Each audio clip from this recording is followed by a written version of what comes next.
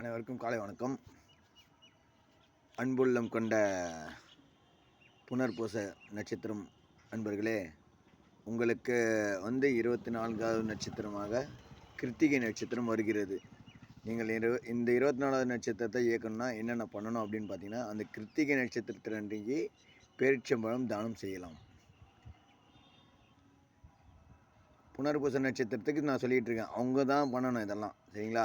நீங்கள் கிருத்திகை நட்சத்திரக்காரர்களுக்கு என்ன பிரச்சனை வந்தாலும் சால்வ் பண்ணுறதுக்கு உங்களால் முடிஞ்ச ஹெல்ப் பண்ணணும். நீங்கள் செவ்வாழைப்பழம் தானமாக தரலாம்.